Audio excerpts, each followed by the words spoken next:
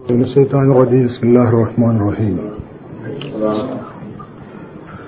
إذا زلزلت الأرض زلزالها وأخرجت الأرض أثقالها وقال الإنسان ما لها يومئذ تحدث أخبارها بأن ربك أوحى لها يومئذ يصدر الناس أشتاتا ليروا أعمالهم فمن يعمل مثقال ذرة خيرا يره ومن يعمل مثقال ذرة شرا يره. സഹോദരന്മാരെ, സൂറത്ത് സിൽസാലാണ് ഇന്ന് നമുക്ക് മനസ്സിലാക്കുവാനുള്ളത്. നമ്മളിതുവരെ മനസ്സിലാക്കി വന്നിരുന്ന സൂറത്തുകളൊക്കെ ഹിജറക്ക് മുമ്പിറങ്ങിയ സൂറത്തുകളായിരുന്നു. ഹിജറക്ക് മുമ്പ് നബി സല്ലല്ലാഹു അലൈഹി വസല്ലമയുടെ മക്ക ജീവിത കാലഘട്ടത്തിൽ അവതരിച്ച സൂറത്തുകളായിരുന്നു. ഇത് ഹിജറക്ക് ശേഷം ഇറങ്ങിയ സൂറത്താണ്.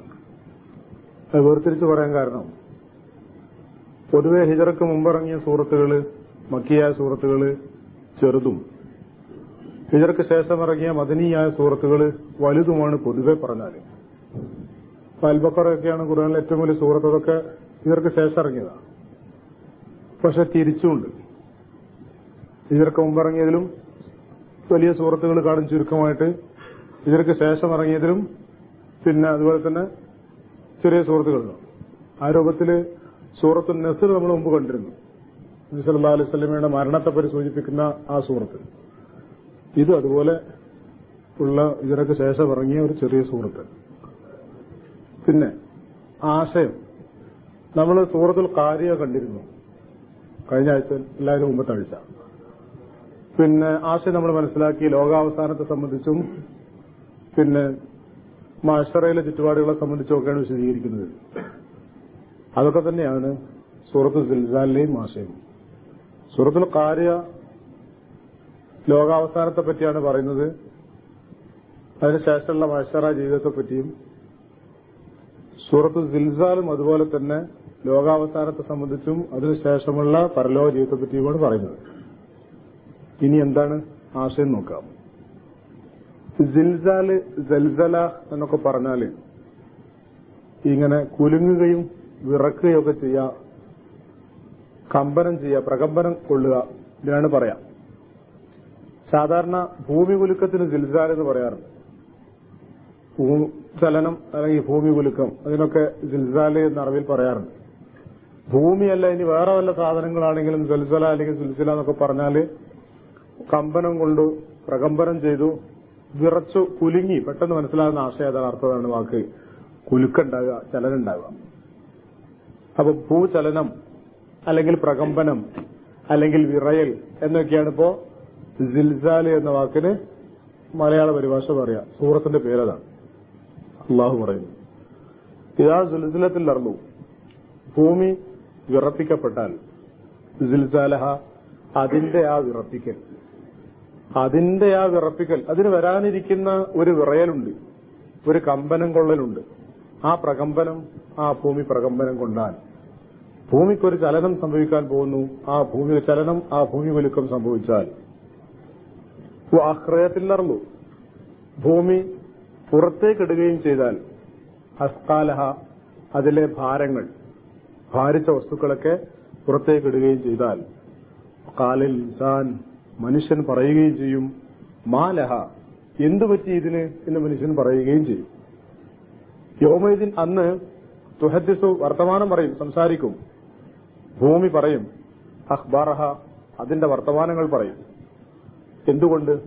ബിഅന്ന റബ്ബക, നിന്റെ രക്ഷിതാവ്, ഔഹാലഹ, ആ ഭൂമിക്ക് നിർദ്ദേശം നൽകിയ കാരണത്താൽ, ബോധനം നൽകിയ കാരണത്താൽ. യൗമൈദിൻ, അന്ന്, യസ്തുറുന്നാസ്, ജനങ്ങളിങ്ങനെ പുറത്തു വരും, രംഗത്ത് വരും. അഷ്താത്തൻ, കൂട്ടം കൂട്ടമായി, സംഘം സംഘമായി. ലിയുറവ്, അവർക്ക് കാണിക്കപ്പെടാൻ വേണ്ടി. അഅ്മാലഹും, അവരുടെ പ്രവർത്തനങ്ങൾ കാണിക്കപ്പെടാൻ വേണ്ടി. ഫമയ്യാമൽ, ആരെങ്കിലും പ്രവർത്തിച്ചിട്ടുണ്ടെങ്കിൽ, മിസ്കാല ദർറ, ഒരണുത്തൂക്കം, ഖൈറൻ, നന്മ പ്രവർത്തിച്ചിട്ടുണ്ടെങ്കിൽ, യറഹു, അതും അവൻ കാണും. ഫമയ്യാമൽ മിസ്കാല ദർറത്തിൻ ശർറ, ഒരണുത്തൂക്കം തിന്മ ആരെങ്കിലും പ്രവർത്തിച്ചിട്ടുണ്ടെങ്കിൽ, യറഹു, അത് അവൻ കാണുകയും ചെയ്യും. ഇത്രയുള്ളൂ, അവസാനിക്കുന്നു. അപ്പൊ നേരത്തെ നേരം മലയാള പരിഭാഷ പറഞ്ഞാല്, ഭൂമി അതിന്റെ ആ വിറക്കൽ വിറച്ചാൽ, ഭൂമി അതിന്റെ ഭാരങ്ങളൊക്കെ പുറത്തേക്കിടുകയും ചെയ്താൽ അന്നേരം മനുഷ്യൻ പറയും ഈ ഭൂമിക്ക് എന്ത് പറ്റി? അന്ന് ഭൂമി അതിന്റെ വർത്തമാനങ്ങൾ പറയും. അതിന്റെ രക്ഷിതാവ്, നിന്റെ രക്ഷിതാവ് ആ ഭൂമിയോട് അങ്ങനെ നിർദ്ദേശം നൽകുന്ന കാരണത്താല് അന്ന് മനുഷ്യന്മാരൊക്കെ കൂട്ടം കൂട്ടമായി അങ്ങനെ പുറത്തു വരും. അവരുടെ പ്രവർത്തനങ്ങൾ കാണിക്കപ്പെടാൻ വേണ്ടിയാണ് വരുന്നത്. ആരെങ്കിലും അണുത്തൂക്കം നന്മ ചെയ്തിട്ടുണ്ടെങ്കിൽ അതും അവൻ കാണും. ആരെങ്കിലും അണുത്തൂക്കം തിന്മ ചെയ്തിട്ടുണ്ടെങ്കിൽ അതും അവൻ കാണുക തന്നെ ചെയ്യുന്നു. ഖുർആന്റെ 1/3 ഭാഗം വരെ ഏതാണ്ട് പരലോകത്തെപ്പറ്റിയും ലോകാവസാനത്തെപ്പറ്റിയും പരലോകത്തെപ്പറ്റിയും സംസാരിക്കുന്ന ആയത്തുകൾ. ഈ ആയത്തിൽ സൂറത്തിൽ ഇപ്പൊ അള്ളാഹു എന്ത് ചെയ്തെന്ന് ചോദിച്ചാല് ആ വളരെ വിശാലമായി പലയിടത്തുമായി ഖുർആൻ പറഞ്ഞു വെച്ച ആശയം വളരെ ചുരുങ്ങിയ വാക്കുകളിൽ 5-6 ആയത്തുകളിലുള്ളൂ. പിന്നെ ആ 8 ആയത്തുകളിൽ അതെല്ലാം കൂടി ഒരുക്കിയിരിക്കുകയാണ്. നേരത്തെ അള്ളാഹു പറഞ്ഞത് അൽ ഖാരിയ, കൂട്ടിമുട്ടുന്ന സംഭവം എന്നാണ്. ലോകം അവസാനിക്കുന്ന നേരത്ത് ഒരു കൂട്ടിമുട്ടൽ സംഭവിക്കാൻ പോകുന്നു എന്നാണ് ആ ആയത്തിൽ അള്ളാഹു സൂചിപ്പിച്ചത്. ഇവിടെ അള്ളാഹു പറയുന്നത് ഭൂമിയാകെ വിറക്കുകയും കുലുങ്ങുകയും ചെയ്യും, ആകെ കൂടിയെന്നാണ്. സുൽസിലത്തിൽ അർന്നു, സുൽസില പിടിച്ചു കുലുക്കപ്പെടുന്നു, വിറക്കപ്പെടുന്നു, ഭൂചലനം ഉണ്ടാക്കപ്പെടുന്നു ഭൂമിയിൽ. സുൽസിലത്തിലുള്ളൂ, ഭൂമിക്ക് സ്വയം ഉണ്ടാവുമല്ല, അള്ളാഹു നിർദ്ദേശിക്കുകയാണ്, അള്ളാഹുവിന്റെ കൽപ്പനയാണ്, അതുകൊണ്ട് അങ്ങനെ സംഭവിക്കുന്നു. സിൽസാലഹ, അതിന്റെ ആ കുലുക്കം, അതിന്റെ ആ ചലനം, അതിന്റെ ആ വിറയൽ അത് സംഭവിക്കുന്ന നേരത്ത് ഭൂമിക്ക് അതിന്റെ വിറയൽ സംഭവിക്കുന്ന നേരം എന്ന് പറഞ്ഞാൽ ലോകം അവസാനിക്കുന്ന നേരം എന്നുറപ്പാണ്. നമ്മൾ കഴിഞ്ഞ സൂറത്തുൽ ഖാരിയ പറഞ്ഞു മറ്റു ഗോളങ്ങളും ഭൂമിയും എല്ലാം കൂടി ഇങ്ങനെ കറങ്ങിക്കൊണ്ടിരിക്കുന്ന ഈ സാഹചര്യത്തിൽ ഏതെങ്കിലും ഒരു ചെറിയ ചലനം, ഒരു മാറ്റം ഏതെങ്കിലും ഗോളത്തിന്റെ ഭാഗത്ത് ചലനത്തിന് സഞ്ചാരപഥത്തിൽ സംഭവിച്ചാൽ പരസ്പരമുള്ള കൂട്ടിമുട്ടൽ സംഭവിക്കുന്നുള്ളത് ഇന്ന് മനുഷ്യൻ കണ്ടെത്തി മനസ്സിലാക്കി വിശ്വസിച്ച് നടക്കുക. ഏത് നേരത്തെ സംഭവിക്കാന്നാ പറഞ്ഞത്. ഒരു കൂട്ടിമുട്ടൽ ഭൂമിയും മറ്റൊരു ഗോളവും തമ്മിൽ ഉണ്ടായാൽ ഉറപ്പാണ് ഭൂമിയിലുള്ള ആളുകൾ ഒന്നായിട്ട് കുലുങ്ങും, ഭൂമി ഒന്നായിട്ട് കുലുങ്ങുന്നുള്ളതിന് യാതൊരു സംശയമില്ല. അപ്പൊ ഖുർആൻ അത് അങ്ങനെ പറയുന്ന കാലത്തുള്ള ആൾക്കാർക്ക് അത് മനസ്സിലാകുന്നതിനേക്കാളേറെ ഖുർആന്റെ ഈ വചനം മനസ്സിലാകുന്ന കാലക്കാരാണ് നമ്മളൊക്കെ. ശരിയാണ് പഠിച്ചവനെ, ഭൂമി കുലുങ്ങുക്കോലത്ത് പോയാല് ഇടക്കിടക്കൊക്കെ അള്ള കുലുക്കി കാണിക്കുന്നുണ്ടല്ലോ. ആണെങ്കിൽ ഇപ്പോ അള്ളാഹു പറഞ്ഞ വാക്കുകൾ മനുഷ്യർക്ക് മനസ്സിലാക്കി തരാൻ പറ്റുന്ന വിധത്തിൽ ഉണ്ടാക്കി തരാറുണ്ട്.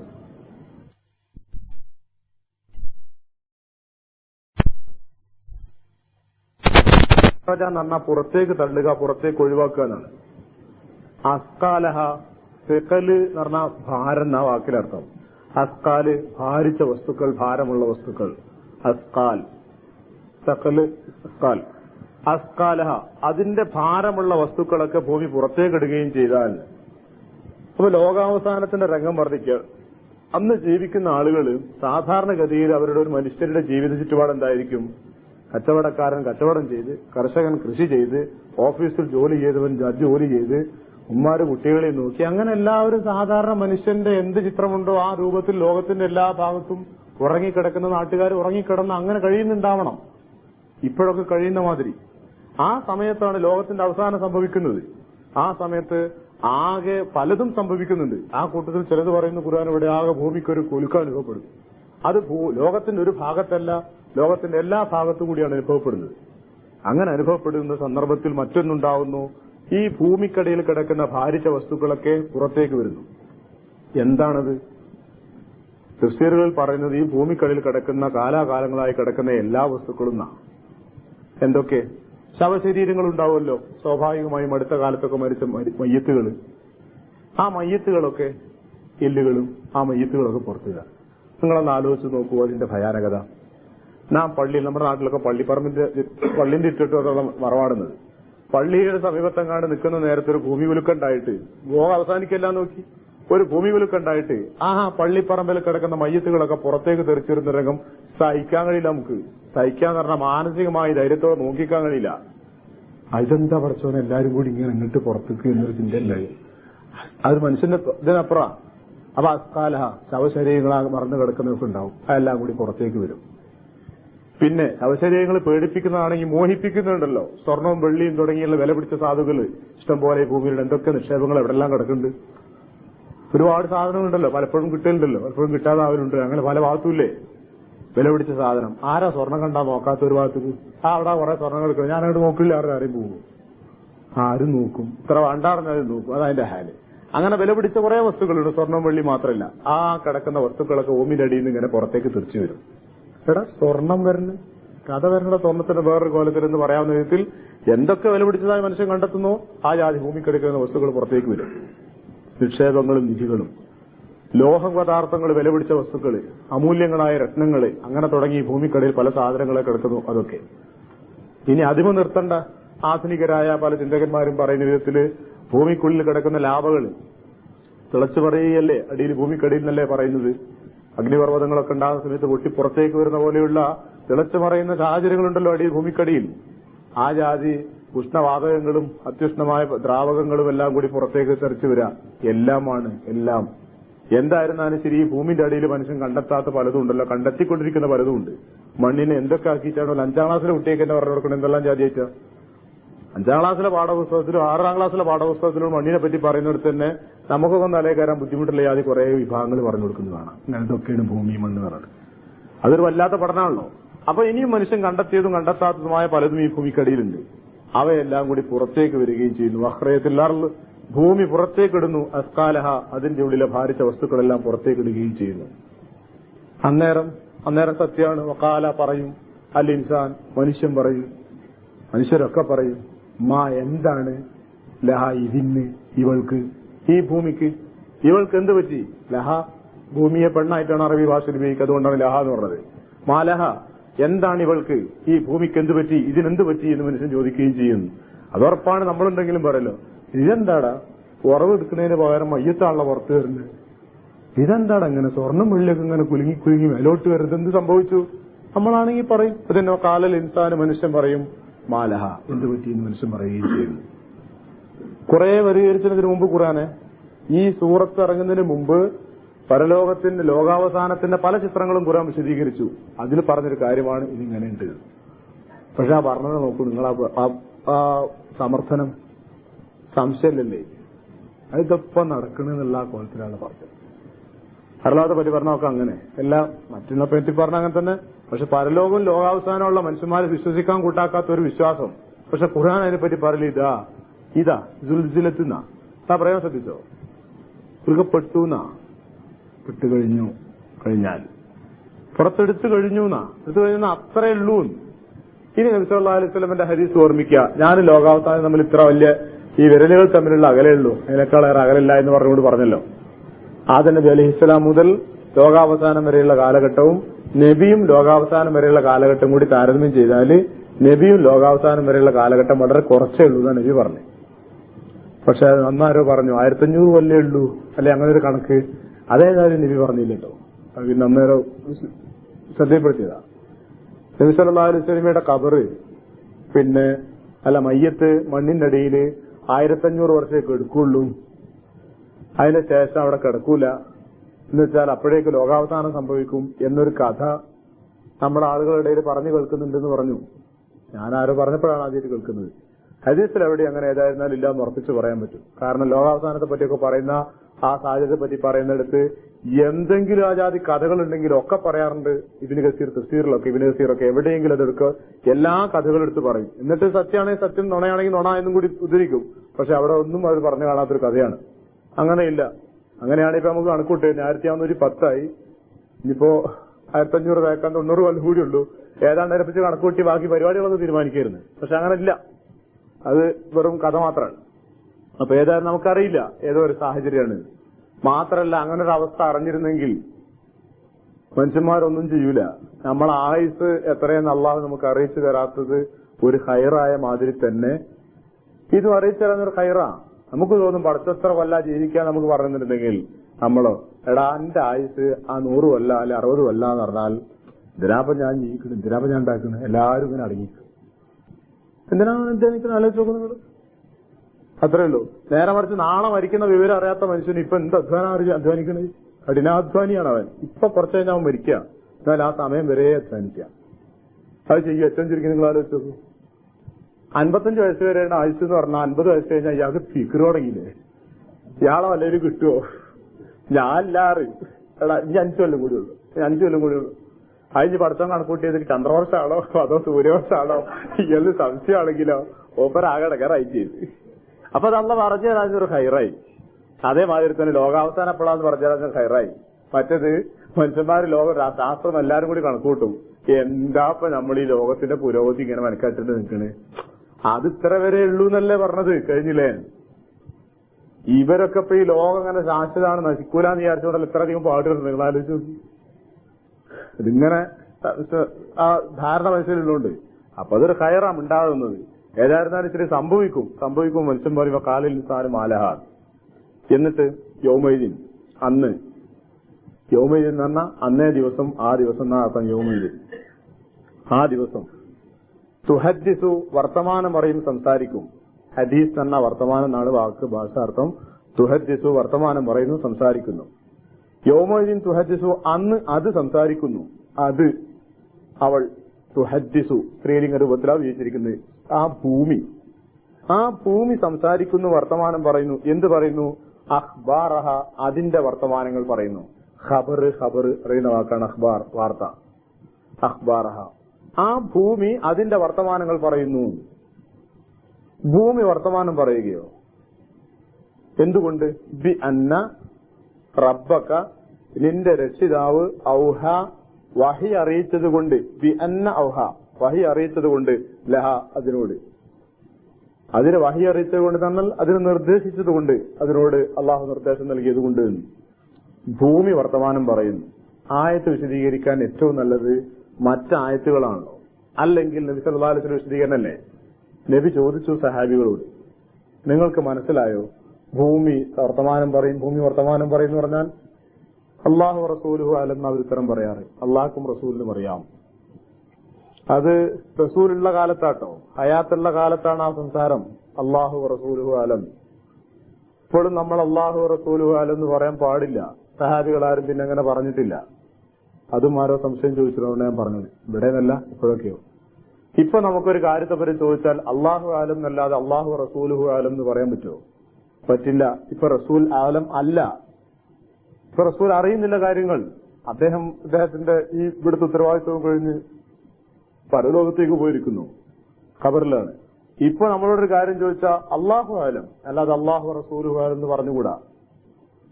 അത് ആ സന്ദർഭത്തിൽ ആ സദസ്സിൽ സഹാബികളോട് ചോദിക്കുന്ന ഒരു മര്യാദയായിട്ടാണ് സഹാബികൾ മനസ്സിലാക്കിയിരുന്നത്. നിങ്ങൾക്ക് ഓർമ്മല്ലേ, ഹജ്ജത്തുൽ വദാഇല് എല്ലാവർക്കും അറിയില്ല ഇത് മാസ ഹജ്ജാണെന്ന്, എല്ലാവർക്കും അറിയില്ല ഇത് പിന്നെ അറഫാ ദിനത്തിലെ ദിവസമാണെന്ന്. എന്നിട്ട് ഹജ്ജത്തുൽ വദാഇലെ പ്രസംഗം നബി ചോദിക്കുന്നുണ്ട്, ഈ ദിവസം ഏതാണ് നിങ്ങൾക്കറിയുമോ? അന്നേരം അവരുത്തരം എന്താ അറിയോ? അള്ളാഹു റസൂലുഹു ആലം. ഈ മാസം ഏതാണെന്ന് അറിയുമോ? അള്ളാഹു റസൂലുഹു ആലം. ഈ സ്ഥലം ഏതാണെന്ന് അറിയുമോ? അള്ളാഹു റസൂലുഹു ആലം. ഈ ദിനം ഏതാണെന്ന് അറിയാമോ? അള്ളാഹു റസൂലുഹു ആലം. എന്റെ ഉൾക്കറിയില്ലേ ഇത് അറഫയാണ്, ഇത് അറഫാ ദിവസമാണ്, ഇത് അജ്മാസാണ്? അല്ല, നബി അങ്ങനെ ചോദിച്ചാൽ എന്തോ കൂടുതൽ അതിനെപ്പറ്റി പറയാനുണ്ട് എന്നാണ് അവർ മനസ്സിലാക്കി വെച്ചത്. അതുകൊണ്ടാണ് അവർ അറിയാമെങ്കിലും പടച്ചോന് അള്ളാഹ്ക്കും അള്ളാഹു വഹി അറിയിച്ചിരുന്ന താങ്കൾക്കില്ല, ഞങ്ങളെക്കാൾ കൂടുതൽ അറിയാം, ഞങ്ങൾക്ക് എന്ത് വിവരമുള്ളത് എന്ന് താഴ്മയോടെ പറയും. ഏത് നബി പറഞ്ഞു കൊടുത്തല്ലോ, ഇത് പവിത്രമായ പ്രദേശം, പവിത്രമായ മാസം, ആദരണീയമായ ദിവസം. നിങ്ങൾ പരസ്പരമുള്ള നിങ്ങളുടെ ധനം, നിങ്ങളുടെ അഭിമാനം, നിങ്ങളുടെ രക്തം, ഇവ പരസ്പരം ആദരിക്കേണ്ടതാണ്. ഈ ദിവസത്തെ ആദരിക്കുന്ന പോലെ, ഈ മാസത്തെ ആദരിക്കുന്ന പോലെ, ഈ സ്ഥലത്തെ ആദരിക്കുന്ന പോലെ. ശരി. അപ്പൊ ഈ മാസവും ഈ ദിവസവും ഒക്കെ ആദരിക്കപ്പെടുന്ന മാതിരി തമ്മിൽ അഭിമാനം ശതപ്പെടുത്തരുത്, സ്വത്ത് കേടുവരുത്തരുത്, രക്തത്തിന് കേടുവരുത്തരുത് എന്ന ഉപദേശം അപ്പൊ പറഞ്ഞു കൊടുത്തു. എല്ലാവരും അറിയുന്ന ദിവസമല്ലേ? അത് പറഞ്ഞപ്പോ നബി എന്ത് ചോദിച്ചു പറയോ? നിങ്ങൾക്ക് അറിയോ ഈ ദിവസം? അപ്പൊ അവരെത്തരം എന്താ? അള്ളാഹു റസൂലുഹു ആലം. അത് അന്ന് നബി സല്ലല്ലാഹു അലൈഹി വസല്ലം ഹയാത്തുള്ളപ്പോൾ, ജീവിച്ചിരുന്നപ്പോൾ നബി അങ്ങനെ ചോദിക്കുമ്പോൾ പുതിയ വിവരങ്ങൾ കിട്ടാൻ വേണ്ടി സഹാബികൾ പറഞ്ഞിരുന്നത് ശൈലിയാണത്. ഇന്ന് നമുക്കത് അള്ളാഹു റസൂലുഹു ആലം എന്ന് പറഞ്ഞുകൂടാ, അള്ളാഹു ആലം എന്നേ പറഞ്ഞുകൂടാ. അപ്പോ പിന്നെ ആ അർത്ഥത്തിൽ സഹാബികൾ പറഞ്ഞു, നിങ്ങൾക്കറിയോ ഭൂമിയുടെ സംസാരം എന്താന്ന് ചോദിച്ചപ്പോ സഹാബികൾ പറഞ്ഞു അള്ളാഹു റസൂല. നബി പറഞ്ഞു, ഈ ഭൂമി നാളെ മഹ്ശറിൽ സാക്ഷി പറയും. ആ ഭൂമിയുടെ മുഖത്ത് മേൽ വെച്ച് ചെയ്ത എല്ലാ സൽക്കർമ്മങ്ങൾക്കും എല്ലാ ദുഷ്കർമ്മങ്ങൾക്കും ഈ ഭൂമി സാക്ഷിയാണ്. അള്ളാഹു ആ ഭൂമിയോട് സംസാരിക്കാൻ പറയുകയും ഭൂമി അവിടെ വെച്ച് അള്ളാഹുവിന് മുന്നിൽ സാക്ഷി പറയുകയും ചെയ്യും. അതാണ് ഭൂമി അതിന്റെ വർത്തമാനങ്ങൾ പറയുമെന്ന് പറഞ്ഞ് ഇതിന്റെ ആശയം എന്ന് നബി വിശദീകരിച്ചു. ഒരായത്തിന് നബി സല്ലല്ലാഹു അലൈഹി വസല്ലം വിശദീകരണം പറഞ്ഞാൽ വേറെ വിശദീകരണം നമ്മൾ തേടി പോകേണ്ടതുമില്ല, നമുക്കതിന്റെ ആവശ്യമില്ല. നോക്കൂ നിങ്ങൾ, വളരെ വ്യക്തമായി. എന്താ പറഞ്ഞതിന്റെ അർത്ഥം? മഹ്ശറയില് അള്ളാഹു ഇപ്പൊ നമ്മളെ വിളിച്ചു വരുത്തിയിട്ട് നീ നരകത്തിലാണ് പോയിക്കടാ എന്ന് പറഞ്ഞാൽ അടുത്തവനെ ഞാനോ പോയിക്കോ എന്നല്ലേ ഉള്ളൂ. നീ നരകത്തിലാണ് അങ്ങോട്ട് പോയിക്കോ എന്നല്ല പറഞ്ഞാൽ അതിനപ്പുറം ഒന്ന് ചോദിക്കാൻ നമ്മൾ നിസ്സഹായനാണ്. പക്ഷെ അള്ളാഹു അത് ചെയ്യുന്നില്ലല്ലോ. അള്ളാഹു നീതിമാനായതുകൊണ്ട് നീതി നടപ്പിലാക്കുന്നതാണല്ലോ. ഓർമ്മയില്ല ഹരീസ്? പിന്നെ ഈ കൊമ്പുള്ള ഒരാടിനെയും കൊമ്പില്ലാത്തൊരാടിനെയും മത്സരയിൽ ഹാജരാക്കുന്ന ഒരു രംഗം. ഇവിടെ ദുനിയാവിൽ ഒരു ആടിന് കൊമ്പുണ്ടായിരുന്നു, ഒരാടിന് കൊമ്പില്ലായിരുന്നു. എന്നിട്ട് ഈ കൊമ്പുള്ള ആട് ഈ കൊമ്പില്ലാത്ത ആടിനെ കുത്തി തോൽപ്പിച്ചിരുന്നു, ഇവിടെ വെച്ച് മുറിവേൽപ്പിച്ചിരുന്നു. മഹ്ശറയിൽ ഈ രണ്ടാടുകളെയും അള്ളാഹു ഹാജരാക്കും. എന്നിട്ട് ഇവിടുന്ന് കൊമ്പുണ്ടായിരുന്ന ആടിന്റെ കൊമ്പെടുത്തിട്ട് ഇവിടുന്ന് കൊമ്പില്ലാതിരുന്ന ആടിന് കൊടുക്കും. മറ്റേ ആടിന് കൊമ്പിലല്ലോ, കുത്തുകൂടാൻ പറയാം. നമ്മ കുത്തുകൂടും. ഇവിടുന്ന് എത്ര നേരം കുത്തുകൂടി അത്രയും നേരം. എന്നിട്ട് മറ്റേനെ തോൽപ്പിക്കും. തോൽപ്പിച്ചാൽ നീതിയായല്ലോ, മണ്ണാവൂ എന്ന് പറയും. അങ്ങനെ മണ്ണാവുകയും ചെയ്യും. ഹദീസിലുള്ളതാ. എന്തിനാത് പറഞ്ഞത്? അത്രമാത്രം തന്റെ നീതി സ്വയം നടത്തുക മാത്രമല്ല, അത് ബോധ്യപ്പെടുത്തുക കൂടി ചെയ്യാനുള്ള അള്ളാഹ് ചെയ്യുന്നത്. അപ്പോ ആളുകൾക്കത് ബോധ്യപ്പെടാൻ നിഷേധിക്കും മനുഷ്യൻ. നമ്മൾ ആലോചിച്ചാൽ മതിയല്ലോ, നിഷേധിക്കും. നമ്മളൊക്കെയുള്ള അവിടെ വരാറുണ്ട്, നിഷേധിക്കും. പറഞ്ഞിട്ട് കാര്യമില്ല. ചെയ്തോന്ന് വെച്ചാൽ എല്ലാതെ നമ്മൾ പറയുള്ളൂ. സൽക്കർമാണെങ്കിൽ ചെയ്തതിന് നേരെ ചെയ്തോന്ന് നമ്മൾ പറയാൻ സാധ്യത അവസരം കിട്ടിയ. അപ്പോ അത് നീതി മനസ്സിലാക്കണം. അതിന് അള്ളാഹു പലരെയും സാക്ഷികളാക്കും. ആ സാക്ഷികളുടെ കൂട്ടത്തിൽ പലതും പറഞ്ഞത് ഈ മണ്ണ്, ഈ ഭൂമി അതിന് സാക്ഷിയാണ് എന്നാണ് ഇപ്പൊ ഈ ഹദീസിന് മനസ്സിലാകുന്നത്. അപ്പൊ നമ്മളിപ്പോ എത്ര കളിച്ചാലും കളിക്കുന്ന മിക്കവാറും ജീവിതമൊക്കെ ഈ ഭാഗത്താണല്ലോ മനുഷ്യന്റെ പൊതുവെ ഉള്ളത്. ആ സ്ഥലം, ആ പ്രതലം, ആ ഭാഗം ഇതിന് സാക്ഷിയാണ്. ഇപ്പോ ഈ റൂമിൽ നമ്മൾ സംസാരിച്ചിരുന്നു എന്നതിന് പലതും സാക്ഷികളാണ്. അള്ളാഹുവിന്റെ മലക്കുകൾ സാക്ഷികളാണ്, അള്ളാഹു സാക്ഷിയാണ്, ഈ റൂമിലെ എല്ലാ വസ്തുക്കളും സാക്ഷിയാണ്. നമ്മളൊക്കെ തമ്മിൽ സാക്ഷികളാണല്ലോ.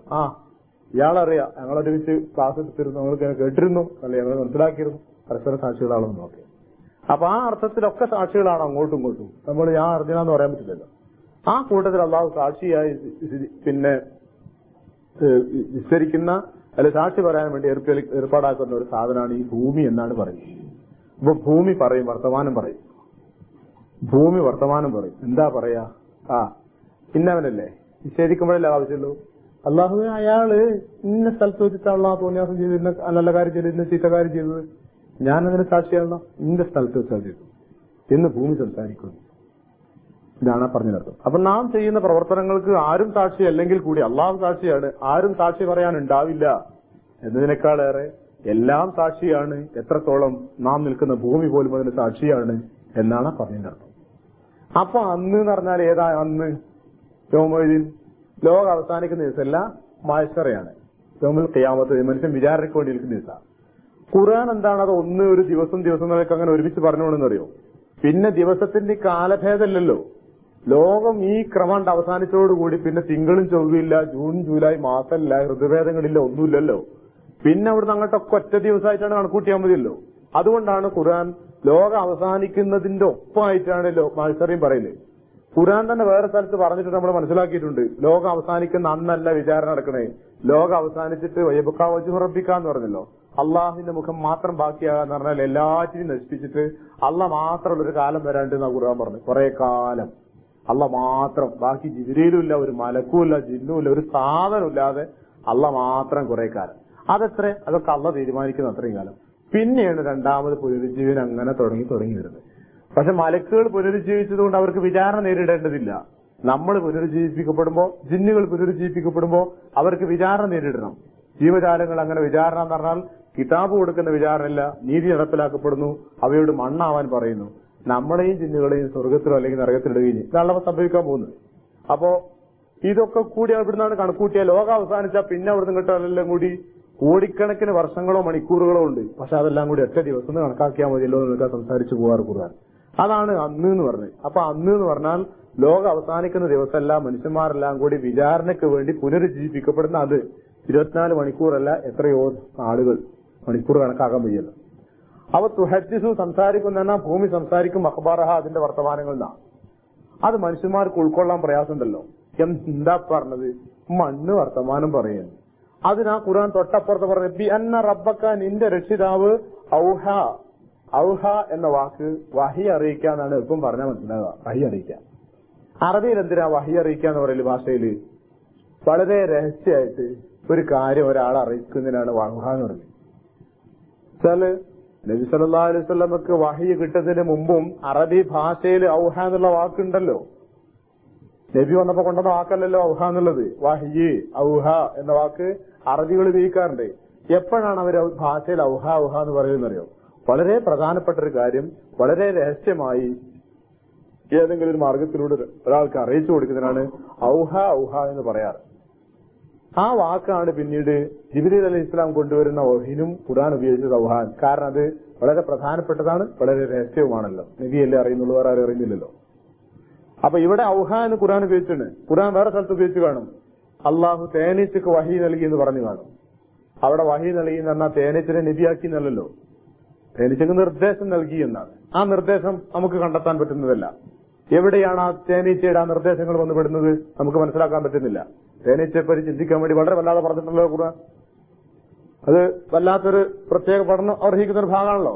അപ്പൊ ആ തേനീച്ചയുടെ ഓരോ ഇനത്തിനും ഓരോ സ്ഥലത്തിലുള്ള ചെടികളിൽ പോയി തേൻ ശേഖരിക്കാനും അല്ലാത്തവ ഒഴിവാക്കാനും അത് ഇങ്ങനെ 8 കോണുകളുള്ള അറകളിൽ തന്നെ സൂക്ഷിക്കാനും അത് ഇങ്ങനെയൊക്കെ വെക്കാനും ആര് നിർദ്ദേശം നൽകി? അതിന് ഖുർആൻ നൽകാനുള്ള ഉത്തരം എന്താ അറിയോ? ദൈവം അള്ളാഹു നിർദ്ദേശം നൽകിയതല്ല ഔഹ. അവിടെ ഉപയോഗിച്ച വാക്ക് ഔഹയാണ്. ഇവിടെ അതുപോലെ തന്നെ ഔഹ എന്ന് പറഞ്ഞാൽ വഹി അറിയിച്ചു എന്ന് പറഞ്ഞാൽ നിർദ്ദേശിച്ചു. അപ്പൊ അള്ളാഹു ആ ഭൂമിയോട് നിർദ്ദേശിച്ച കാരണത്താൽ അങ്ങനെ സംഭവിക്കുന്നു. പ്രശ്നമില്ല. അള്ളാഹു നിർദ്ദേശിച്ച വർത്താനം പറഞ്ഞൂടെ? ആർക്കും വർത്തമാനം പറയാലോ. അപ്പോ അള്ളാഹു അതിന് നിർദ്ദേശം നൽകും ഭൂമിയോട് സംസാരിക്കാൻ, ഭൂമി സംസാരിക്കുകയും ചെയ്യും. ഇനിയിപ്പുള്ളത് എങ്ങനെയാണ് ഭൂമിന്റെ വർത്താനം എങ്ങനെ ഉണ്ടാവും അത് കാണാൻ പോണതല്ലേ. പിന്നത്തെ നമ്മളിങ്ങനെ ഇറങ്ങാറാണ്. അതിനിപ്പോ എത്ര ഉള്ളൂ, അത് കാണാൻ പോണത് കാര്യമാണ്. നാളെ അടുത്ത ദിവസങ്ങളിലായിട്ട് അത്ര ഉണ്ടാവുള്ളൂ, അങ്ങനെയല്ല അനുഭവപ്പെടുക. അത് കാണാൻ പോകുന്ന കാര്യമാണ്. അപ്പൊ പിന്നെ അങ്ങനെ പറയാൻ പറ്റുള്ളൂ. അപ്പൊ അതിലേറെ വിശദീകരണം ഖുർആൻ നൽകിയിട്ടില്ലല്ലോ. എങ്ങനെ സംസാരിക്കാം, ഭൂമി ഇങ്ങനെ വർത്തമാനം പറയാ, അത് ഏത് ഭാഷയിലാവും, ഇങ്ങനെ ഇപ്പൊ മനുഷ്യന് മനസ്സിലാവുക? ഈ ഭൂമിയെല്ലാം കൂടി അവിടെ വരുമോ? വരണല്ലോ, വർത്തമാനം പറയല്ലോ. പിന്നെ അത് നമ്മളെ ബുദ്ധിക്ക് അതീതാണല്ലോ. എന്താണ് ഖുർആൻ പറഞ്ഞു തരാത്തത്? അത് മനുഷ്യബുദ്ധിക്ക് അതീതാണല്ലോ, കഴിയില്ലല്ലോ. ഇവിടെ തന്നെ ചില മനുഷ്യന്മാര് പരസ്പരം വിവരമില്ല, പഴയ കാലത്തെ വിവരങ്ങളെല്ലാം കൂടി മനുഷ്യൻ പറഞ്ഞിട്ട് ആകെ ഇടങ്ങാറായിക്കാ മനുഷ്യന്മാർ. എന്താണെന്ന് അറിയില്ല. ഇയാളൊക്കെ കൂടി എഴുതിക്കണല്ലേ പരലോകം എന്റെ ഭാര്യ തന്നെ വന്ന് കാണുന്നുണ്ട്, അങ്ങനെ ഇതിനും കൂടി പറഞ്ഞിരിക്കണം. എന്താണ് അസുഖം അല്ലാഹുവല്ലോ. പത്രത്തിലൊക്കെ പരിച്ചു കൃഷ്ണയരല്ലേ എഴുതിയിരിക്കുന്നു. മുമ്പൊക്കാണ്ട് മരിച്ചുപോയ കുറെ വർഷം 100 വർഷം മുമ്പൊക്കെ മരിച്ചുപോയ ഒരു ആളെ പറ്റി ഒരു ചെറിയ കുട്ടി ഞാൻ അവനാന്നും പറഞ്ഞിട്ട് ഇങ്ങനെ പെരുമാറുക, വർത്താനം പറയാ, ഇതിന് ഓടിപ്പോയി അങ്ങനെ കളിക്കുക, ഞാനും ഡാഡി ഇവിടെ താമസിച്ചിരുന്നത്, ഞങ്ങൾ അവിടെ ഇരുന്ന് ഞാൻ മരിച്ചതിന്റെ അടുത്ത് നോക്കാം. ഈ കുട്ടി ഇങ്ങനെ പറയും. ഈ കുട്ടിയെ വിവരം അറിയില്ല, ഒന്നും അറിയില്ല. അവസാനം ഇതിനെന്താ കാട്ടേണ്ടിന്ന് അറിയാതെ ശാസ്ത്രന്മാരെ മേലോട്ട് പോയി. എന്താണ് മനുഷ്യന്റെ ഹാല്? ഇതാണ് മനുഷ്യന്റെ ഹാല്. എന്തിനാ ഈ സംഭവങ്ങൾ അറിയോ? നമ്മുടെ ബുദ്ധിയുടെ നമ്മുടെ ചിന്തയുടെ അപര്യാപ്തത സൂചിപ്പിക്കുകയാണ് അള്ളാഹു ചെയ്യുന്നത്. മനുഷ്യ ആ ബേജാറായിക്ക് എന്താ അതിന് വിശദീകരണം അറിയില്ല, എന്താ പറയേണ്ടതെന്ന് അറിയില്ല. ആ സാഹചര്യം കുറെ കാര്യങ്ങൾ അങ്ങനെ ബാക്കിയെടുക്കണം. ഇത് ഇവിടെ മനുഷ്യന് പരിചയമുള്ള കാര്യങ്ങളെ പറ്റിയത്.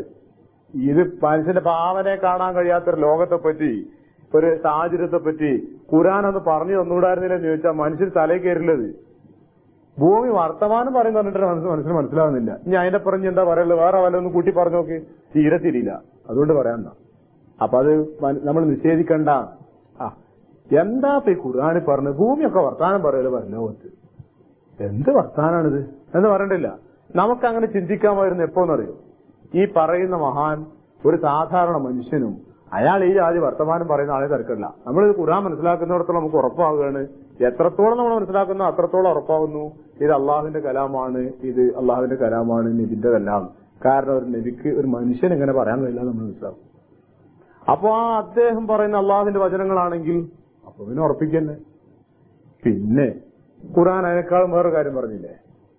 സുഖല്യമിന ഐതിഹ്യം തെസ്റ്റ് അർജുലവും എന്ന് പറഞ്ഞ ആശയം.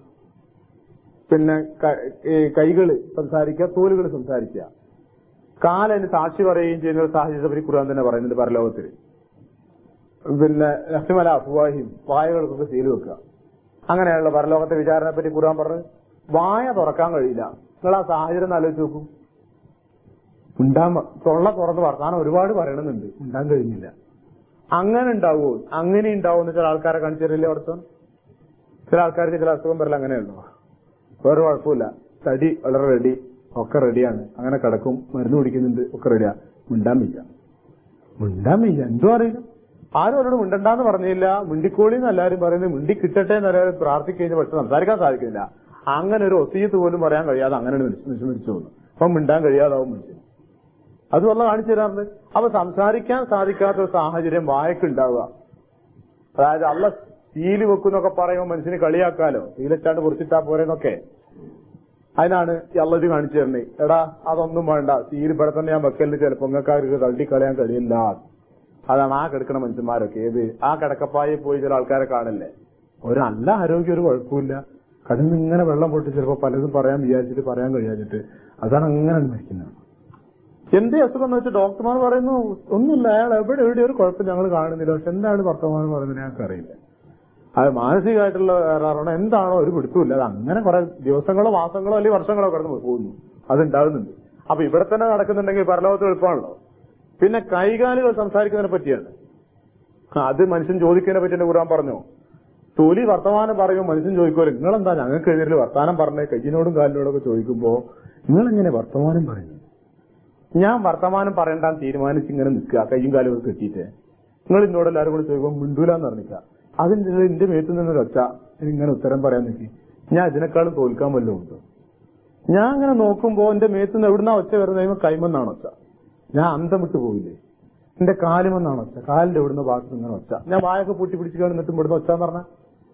അപ്പൊ മനുഷ്യൻ ചോദിക്കുന്നത് എന്താണിത്? അന്തൊക്കെ നല്ലാവുള്ളത്, അന്തൊക്കെ കൊല്ല ചെയ്യുന്ന ഇതിന്റെ മറുപടി, സാധനങ്ങൾക്കൊക്കെ വർത്തമാനം പറയാൻ പഠിപ്പിച്ച അല്ല ഇതിനും വർത്തമാനം പറയാൻ പഠിപ്പിച്ചതാണ്. ഞങ്ങളെ വർത്തമാനം പറയാൻ പഠിപ്പിച്ചത് പടച്ചവനാണ്. തൊലി വർത്തമാനം പറയുന്ന. അപ്പൊ തൊലി കയ്യും കാലും ഒക്കെ സംസാരിക്കുന്ന ഖുർആൻ പറഞ്ഞ കള്ള കഥയല്ല, അത് ഉണ്ടാകുന്ന കാര്യം ഉറപ്പിച്ചു പറയാണ്. സംസാരിക്കാൻ സാധിക്കുന്ന കാര്യമാണ് സംസാരിപ്പിക്കുന്നു. അപ്പൊ കൈകാലുകൾ സംസാരിക്കുന്ന ഒരു സ്ഥലത്ത് വൃക്ഷങ്ങളോ മരങ്ങളോ അതുപോലുള്ള അചേതനങ്ങളായ വസ്തുക്കൾ നമ്മൾ പറയുന്നവർക്ക് സംസാരിക്കാൻ പറ്റുന്ന ഒരു സന്ദർഭത്തിൽ എന്തുകൊണ്ട് ഭൂമിക്കും സംസാരിച്ചുകൂടാ? സംസാരിക്കും. പക്ഷെ ഭൂമി വർത്തമാനം പറഞ്ഞ രസാട്ടങ്ങളെന്ന് ആലോചിച്ച് നോക്കിയത്. നമ്മളിങ്ങനെ സ്ഥലത്ത് ഇങ്ങനെ ഇരിക്കുക, ഭൂമി നീ എന്റെ കഥയൊന്ന് പറയൂന്ന് പറഞ്ഞാൽ ഇരിക്കും മോനെ എന്നും പറഞ്ഞിട്ട് ആ പഴയ കഥക്കെന്ന് പറയാൻ എത്ര സത്യസന്ധങ്ങൾ ആലോചിച്ചു. ഇവിടെയാണ് മകനെ മുമ്പ് ഇന്ന കൂട്ടർ വന്നിരുന്നത്, നിങ്ങളൊക്കെ ഇപ്പോഴല്ല ഇവിടെ വന്നത്, നിങ്ങൾ ഇന്ന നാട്ടുകാരല്ലേ, നിങ്ങളൊക്കെ വരുന്നതിന് മുമ്പ് ഈ നാട്ടില് ഇതൊക്കെ ഉണ്ടായിരുന്നു, മുമ്പ് ഇവിടെ മരമൊക്കെ ഉണ്ടായിരുന്നു, പിന്നെ അങ്ങനെ പോയതാണ്, ഇത് മുമ്പ് ഇവിടെ നദി ഉണ്ടായിരുന്നു, അല്ലെങ്കിൽ മുമ്പ് ഇവിടെ എങ്ങനെയായിരുന്നു. എന്ത് രസമാണ് ആ കഥ കേൾക്കാൻ. ആ കഥ കേൾപ്പിച്ചൊരു മിക്ക് ആ ഖുർആൻ പറഞ്ഞത് ബർഹാൻ. എന്താടാ ഹാല്? ഒന്നുമില്ല, പോയിട്ട് ഭൂമിയെല്ലാം വർത്താനം പറഞ്ഞു നിർത്തില്ല, പറഞ്ഞു നോക്കിയിട്ട് കാര്യമില്ലല്ലോ, കാരണം മിണ്ടാൻ വയ്യ. പിന്നെ ഇതുമാണ് ഹാല്. അപ്പൊ സംസാരിക്കാൻ സാധിക്കും. ഇനി നിങ്ങൾ നോക്കൂ, എന്താ അല്ലെങ്കിൽ മനുഷ്യന്റെ സംസാരിക്കാനുള്ള കഴിവെന്ന് പറഞ്ഞാൽ അത്ര വലിയ എന്ത് നമ്മൾ സാധാരണ പറയും എന്ത് ഹിക്കുമത്തായിട്ട് എന്താ വോക്കൽ കോസ്റ്റ് എന്ന് പറയുന്ന ഏതാനും ഞരമ്പുകൾ അവർ ചിത്രീകരിച്ച് കാണിക്കുന്നു. ഇവയാണ് സംസാരിക്കാൻ സഹായിക്കുന്നത്. എന്താണ് ഇപ്പൊ ആകെയുള്ള മെക്കാനിസം എന്ന് ചോദിച്ചാൽ അവയിലൂടെ കാറ്റിങ്ങനെ സ്പന്ദിക്കുമ്പോ കാറ്റ് കടന്നു പോകുമ്പോൾ ഉണ്ടാകുന്ന ഈ സ്പന്ദനാണ് ശബ്ദമായി പുറത്തു വരുന്നത്. ഇതൊരു ഉത്തരാ ശരിക്കും. എന്നാ വേറെ ഇതെല്ലാം ഞരമ്പിൽ കാറ്റടിക്കുന്നുണ്ട്, എന്താ ഈ ഒച്ച വരാത്തത്? ഒരു സംതൃപ്തമായ ഉത്തരവല്ലല്ലോ. നമ്മളിപ്പോ അത് അത്രയും മനുഷ്യന് കണ്ടെത്താൻ സാധിക്കും. സത്യം ശരിയാ, മനുഷ്യൻ പറയും ഇവിടെയാണ് അതിന്റെ കാരണം ഇങ്ങനെയൊക്കെയാണെന്നൊക്കെ കണ്ടെത്തിയത്. സംഗതി ശരി. പക്ഷെ എന്തുകൊണ്ട് മറ്റു സ്ഥലങ്ങളിൽ അങ്ങനെ ഉണ്ടാക്കാൻ സാധിക്കുന്നില്ല എങ്കിൽ അതുപോലെ തന്നെ എന്തുകൊണ്ട് മൃഗങ്ങൾക്കും ഇതുപോലെ സംഭവിക്കുന്നുണ്ടല്ലോ, അവക്കും ഇതുപോലെ തന്നെ ഈ നാട് ഞരമ്പുകളിൽ കൂടി ശബ്ദം സ്പന്ദിപ്പിക്കാൻ സാധിക്കുമല്ലോ. എന്നിട്ടെന്താ ഇത്രയായിട്ട് വേറൊന്നും വരാത്തത്? മനുഷ്യന്റെ റെക്കോർഡ് അതിനേക്കാളും വലിയ സംവിധാനം. എല്ലാ ഭാഷയും വരുമല്ലോ, റെക്കോർഡല്ലല്ലോ, എല്ലാം വരും. ഇംഗ്ലീഷ് പോണോ ഇംഗ്ലീഷ്, ആ പറഞ്ഞു കൊടുക്കണേലല്ലേ അറബി, അതിന്റെ ഇടയിൽ ഹിന്ദി. അങ്ങനെയാണ് നമ്മൾ ഇടങ്ങാറ് നമ്മൾ സംസാരിക്കല്. നമ്മൾ ആലോചിച്ച് നോക്കിയത് ഒരു അള്ളാരുടെ തൗഫീക്ക്. ഇത് ഇംഗ്ലീഷ് ഓണാക്കിയ ഇംഗ്ലീഷ് മാത്രമാണ് ഈ കുടുങ്ങിയില്ലേ, പ്രത്യേകിച്ച് നമ്മളൊക്കെ. അത് അറബി വേണോ അറബി, അതിന്റെ ഇടയിൽ ഇംഗ്ലീഷ്, കുട്ടികളും മലയാളവും എല്ലാം കൂടി കൂട്ടിയിട്ട് വിടല്ലേ. എന്തൊരു വല്ലാത്ത ഹൈറുള്ള സംവിധാനം. എന്ത് ഇതിനും കൂടിയുള്ള മെക്കാനിക്സ് ആലോചിച്ച് നോക്കും നിങ്ങൾ. അവിടെ നമ്മൾ തോൽക്കുന്നത് മെക്കാനിക്സ് അതിനകത്തൊന്നുമില്ല, ഒരു ഇത്തിരി ഏതാനും കുറഞ്ഞ ഞരമ്പുകൾ കൊണ്ട് ഇങ്ങനെ. ജിറാഫിനെ പറ്റി മനസ്സിലാക്കിയ എന്താണ്? ആയുഷ്കാലത്ത് ഒരിക്കലും ഒരു ശബ്ദവും പുറപ്പെടുവിക്കാൻ സാധിക്കാത്ത മൃഗമുള്ള ആയുഷ്. പിന്നെ ജിറാഫ് അതല്ലേ പറയാറ്. ജിറാഫിനെ പറ്റി അങ്ങനെയാണ് പറഞ്ഞു വരാറ്. ജനിച്ച സമയം മുതൽ ചാവുവോളം ജിറാഫ് എന്ന മൃഗത്തിന് ഒരു ശബ്ദം പോലും പുറപ്പെടുവിക്കാൻ സാധിക്കില്ല എന്നാണ് പറയുന്നത്. എത്ര കാലമായി മനുഷ്യന്മാർ മരിക്കണമെന്ന് പറയാം എന്നെ കൊണ്ട് ഒച്ച ഉണ്ടായിക്കാൻ. അതുകൊണ്ട് ഒച്ച ഉണ്ടായിക്ക ആ ജിറാഫ് വരലോകത്തെത്തുമോ അല്ലേ? ഒച്ച ഉണ്ടാക്കാൻ വിലക്കെട്ടാനുള്ള അവസ്ഥ അതാണ്. അതുകൊണ്ട് വല്ലാതെ അതിന് മരിക്കട്ടില്ല. എന്നിട്ട് വേറെ കോളത്തിൽ വല്ല വഴിയുണ്ട് നോക്കുക, പക്ഷെ ജിറാഫ് ഇതുവരെ മിണ്ടിയില്ല. എത്ര എളുപ്പം എന്തെല്ലാം സാധനങ്ങൾ, കോടിക്കണക്കിന് സാധനങ്ങൾ ശബ്ദിക്കുന്നു. എന്നിട്ട് അതിന്റെ ഡെസിബൽ കണക്കിൽ ഇങ്ങനെ ഓരോ അംശം. ഇപ്പൊ ഇവിടുന്ന് ആരെല്ലാം പാട്ടുപാടുണ്ടെന്ന് പറയും ഇതിന്റെ ഉള്ളിൽ കുത്തിരുന്നിട്ട്. ഇതെല്ലാം ചെറിയ ചെറിയ ജന്തുക്കളും പ്രാണികളൊക്കെ ഇപ്പൊ കേൾക്കില്ല. ലേറ്റൊക്കെ അടച്ച് എല്ലാവരും കൂടെ ഒറ്റക്ക് ഉറങ്ങാതിരുന്നാ കാണാൻ ആ സംഗീതത്തിന്റെ ആരം. അത് തന്നെ ഒരു എന്ത് രസകരമായിട്ടാണ് ആ ശബ്ദം കൂടി കൊടുത്തിരിക്കുന്നത്. പ്രകൃതിയിലെ താളമേളക്കാരല്ല, അത് നമ്മുടെ നാട്ടിൽ ശരിക്കാണല്ലോ. ആൾക്കാലത്ത് തബല കൊട്ടുന്ന ഒച്ചയുണ്ട്, എല്ലാ സംഗീത സാധനങ്ങളുടെയും ഒച്ചയല്ലേ കൂടി എല്ലാം എന്ത് ഹരാണത്. അതിങ്ങനെ ആ ഇരുത്തത്തിൽ ഇങ്ങനെ കുത്തിരുന്ന് ഇങ്ങനെ നോക്കിയാൽ ഒരു നല്ല ഒന്നുകിൽ പാശ്ചാത്യ സംഗീതത്തിന്റെ സ്വരം, അല്ലെങ്കിൽ ഒരു നല്ല കർണാടക സംഗീതം, എന്താണ് അല്ലെങ്കിൽ ഹിന്ദുസ്ഥാനിക്ക് ഒരാ രൂപത്തിൽ ശരിക്കും രസകരമായിട്ട് കൊടുക്കുന്ന ശബ്ദ സംവിധാനം. പക്ഷെ അതില്ലാത്തൊരു ജന്തുവിനെ ഉണ്ടാക്കി കൊടുക്കാൻ നമ്മളെ കൊണ്ട് സാധിക്കുന്നില്ല. അപ്പൊ സംസാരം ശബ്ദം എന്നൊക്കെ പറഞ്ഞാൽ ഇത്തിരി പോകുന്ന ചീവിട് അതിനേക്കാളും വലിയ ഒച്ചലുണ്ടാക്കണ്. എവിടെ ഇത്രയുള്ള സാധനം, പക്ഷെ എന്തായാലും ഒച്ച ബഹളം. അപ്പൊ ശബ്ദം എന്ന് പറയുന്നതോ, ശബ്ദമുണ്ടാക്കുക, സംസാരിക്കുക എന്ന് പറയുന്നതോ, അത് മനുഷ്യന് കണ്ടെത്തുന്നതിന്റെ കഴിവിന്റെ ഒരു അപ്പുറമുള്ളൊരു കഴിവായിട്ടാണ് കിടക്കുന്നത്. വല്ലാത്തൊരു കഴിവായിട്ടാണ് കിടക്കുന്നത്. അപ്പൊ അത് നമുക്ക് ഇത്രേ പറഞ്ഞുകൂടരുത്. അള്ളാഹു നൽകുന്ന കഴിവ്, നമ്മുടെ കഴിവ് കുത്തരുണ്ട്. അള്ളാഹു നൽകുന്ന കഴിവ് അള്ളാഹു അങ്ങനെ നിശ്ചയിച്ചു. ഇനി ഈ പരിണാമത്തിന്റെ സ്വഭാവത്തിൽ പറയുകയാണെങ്കിൽ ഒച്ച കൂടിക്കൂടി വന്നിട്ട് വലിയ ഒച്ച ഉണ്ടാകണ്ടേ നമുക്കാ, അല്ലേ? എല്ലാം ഇങ്ങനെ കഴിവ് കൂടിക്കൂടി വന്ന ഒച്ചന്റെ കഴിവ് നമുക്കെല്ലാം കൂടണ്ടേ. പക്ഷെ ഒച്ചന്റെ കഴിവ് നമ്മളെക്കാൾ ഒച്ച ഉണ്ട് എന്തുകൾ അവിടെ ഉള്ളത്. നമ്മൾ ഒച്ചട്ട് എത്തൂല. ആനന്റെ ഈ റളിച്ചക്ക് ശബ്ദമായിട്ട്, അല്ലെങ്കിൽ സിംഹത്തിന്റെ ഗർജനത്തിനൊപ്പമായിട്ട് കുറെ മനുഷ്യന്മാർ ഒന്നായിട്ട് ഒച്ച ഉണ്ടാക്കി ഉണ്ടാവില്ല. ശരിക്കും എല്ലാം മാറ്റി പരിണമിച്ച് ഇങ്ങനെ മെച്ചപ്പെട്ട് ഇങ്ങനെ വരികയാണെങ്കിൽ സാധാരണഗതിയിൽ ഒച്ച നല്ല ഉയർന്ന ശബ്ദം, മെച്ചപ്പെട്ടത് കുയിലിന്റെ ഒച്ച നമ്മളെ ഒച്ച കൂടി അവിടെ അത് നമ്മൾ ചില ആൾക്കാർ ഒച്ച കൂടിയാണെങ്കിലോ വിശേഷമായിട്ട് കുയില് വേണ്ട, ബാക്കി കാക്കന്റെ ഒച്ച കൊക്കൂലല്ലോ. അപ്പൊ പിന്നെ അതുമില്ല. അപ്പൊ അതൊന്നും നമുക്കൊരു സംതൃപ്തമായി, ഞാൻ പറഞ്ഞെന്തിനാ അറിയോ, ഒരു സംതൃപ്തമായ ഒരു ഉത്തരം ഇതിന് നൽകാൻ സാധിക്കുന്നില്ല. അള്ളാഹു ഇങ്ങനെ നിശ്ചയിച്ചതുകൊണ്ട് നമുക്കിതിന് തൗഫീഖ് ലഭിക്കുന്നു, നമുക്കിത് സാധിക്കുന്നു. അത് സാധിക്കാത്തവൻ വല്ലാതെ വിഷമിച്ചൊരു തരം വിഷമത്തിനും പ്രയാസത്തിനും കഴിഞ്ഞുകൂടുകയും ചെയ്യുന്നു. അപ്പൊ ഈ തൊലിന്റെ ഉള്ളില് കുറച്ച് രക്തവും എല്ലാം കൂടി ഒലിച്ചു നടക്കുന്ന ഈ സ്ഥലത്ത് കാറ്റ് തട്ടുമ്പോ ഇതിൽ കൂടി എങ്ങനെ ഈ ജാതി ഒച്ചൊക്കെ വരുത്താൻ സാധിക്കാൻ പറ്റുന്ന ഒരു സംവിധാനം ഉണ്ടാക്കി വെച്ച മഹാന് ഈ തൊലിന്റെ ഉള്ളിൽ കൂടി ഒച്ച ഉണ്ടാക്കാൻ സാധിക്കും, ഇതിൽ കൂടി ഒച്ച ഉണ്ടാക്കാൻ സാധിക്കും, ഇതിൽ കൂടി ഒച്ച ഉണ്ടാക്കാൻ സാധിക്കും. പിന്നെന്താ പ്രശ്നം? അപ്പൊ ഈ ഇപ്പം മുണ്ടാത്ത ഇതൊക്കെ മുണ്ടുന്ന ഒരു സാഹചര്യം ഉണ്ടാവുന്നുണ്ടെങ്കിൽ, ഇപ്പം മുണ്ടാത്ത ഈ മേശയും കസേലയും ഈ ഭൂമിയൊക്കെ മുണ്ടുന്ന ഒരു സാഹചര്യം ഉണ്ടാവും. അംഗീകരിച്ചേ പറ്റൂ, ഉറപ്പിച്ചേ പറ്റൂ. ആ ഭാഗത്തെ തെളിവ് നിൽക്കുന്നു. അപ്പൊ തുഹദ്ദിസു അഖ്ബാറഹ, ഭൂമി പറയും ബിഅന്ന റബ്ബക ഔഹാലഹ. അപ്പോ നമ്മുടെ സൽക്കർമ്മങ്ങൾ അധികരിപ്പിക്കുക. കാരണം നാം ചെയ്യുന്ന സൽക്കർമ്മങ്ങൾക്കൊക്കെ നാം ചെയ്യുന്ന ആ പ്രദേശങ്ങൾ സാക്ഷികളായി അള്ളാഹുവിന്റെ മുന്നിൽ വരും. കുറെ സ്ഥലം നമ്മളെ പിന്നാലെ ഉണ്ടാവട്ടെ. നമുക്ക് മനസ്സിലുണ്ട് ഈ ഭൂമി കുറച്ചൊക്കെ നമുക്കുണ്ടാവുമല്ലോ. ഖത്തറിലെ കുറെ മണ്ണി നമ്മളെ പേരിൽ സാക്ഷി കുറെ ഉണ്ടാവും. അവിടെ നിന്നൊക്കെ നിസ്കരിച്ചിരുന്നു പഠിച്ചവനെ, മറ്റേ പള്ളിന്ന് ഇവിടുന്നൊക്കെ ഉണ്ടായിരുന്നു എന്ന് പറയാനുണ്ടാവും കുറെ മണ്ണ്. മറ്റവർക്ക് ശ്രോതാക്കൾക്കൊക്കെ ഇപ്പൊ ഏതായിരുന്നാലും ഉണ്ടാവും. പഠിച്ചവനെ ഇവരെ രക്തമൊക്കെ ഇവിടല്ല പഠിച്ചവനെ വീണത്, എന്റെ മേത്തല്ല വീണത്, ആ രക്തമൊക്കെ എത്രയാണ് വീണത്, ഞാൻ ചുവന്നത് അതുകൊണ്ടാണ് എന്നവര് പറയുമല്ലോ. ഇപ്പോഴല്ലേ ആ ജീവിതത്തിന്റെ സായുജ്യം നേടല്. ഷഹീദായി വീണ രക്തത്തുള്ളികൾ വീണ് കിടന്ന മണൽത്തരികളോ അല്ലെ മൺതരികളോ നാളെ അള്ളാന്റെ മുന്നിൽ കയറി നിന്നിട്ട് പറയല്ലോ, ഞാനവിടെ കിടക്കേറുന്ന്, അത് ആ പവിത്രമായ രക്തം എന്റെ മേലല്ലേ വീണത് പഠിച്ചവന്, ഞാൻ സാക്ഷിയല്ലതിന് എന്ന് പറയുന്ന സാഹചര്യം. അപ്പോ അതുണ്ടാവും. യൗമൈദിൻ അന്ന് യസ്ദുറു ഇങ്ങനെ രംഗത്ത് വരും, പുറത്തു വരും. സ്വദറ യസ്ദുറു ഇങ്ങനെ പിന്നെ പുറത്തേക്ക് വരിക, രംഗത്തേക്ക് വരിക. യസ്ദുറു അന്നാസ് ജനങ്ങൾ, അഷ്താത്തൻ അഫ്വാജൻ നേരത്തെ പറഞ്ഞർത്ഥം, കൂട്ടം കൂട്ടമായി സംഘമായി ആളുകൾ ഇങ്ങനെ. എന്റെ സമയം തിരിച്ചില്ലല്ലോ, 1 മണിക്കൂറാണ് എടുക്കാറ്, 45 സമയം എന്നുള്ളത്. അപ്പൊ അഷ്താത്തൻ അതിന് മുമ്പ് പോകുന്നൊരു പോട്ടോ, ഞാനത് പറഞ്ഞത് പ്രശ്നമില്ല. പിന്നെ അഷ്ടാത്തൻ ഒരു ജോലിന്റെ ഇടയ്ക്ക് വരുന്നവല്ലോ. അപ്പൊ അഷ്ടാത്തൻ കൂട്ടം കൂട്ടമായി സംഘമായി നാം ആളുകൾ ഇങ്ങനെ കൂട്ടം കൂട്ടമായി സംഘമായി ഇങ്ങനെ വന്നുകൊണ്ടിരിക്കും. ഇതേതാണ് ഈ വരവ്? 2 വിശദീകരണങ്ങൾ ഇതിന് പറയാറുണ്ട്.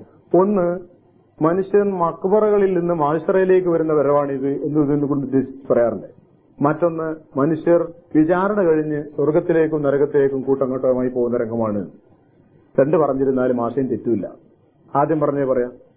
മാശറയിലേക്ക് ആളുകൾ വരും. എങ്ങനെ? അഷ്ടാത്തൻ കൂട്ടം കൂട്ടമായി. അപ്പൊ ടീമായി സംഘമായി ആളുകൾ ഇങ്ങനെ മക്ബറകളിൽ നിന്ന് എഴുന്നേറ്റ് വരും.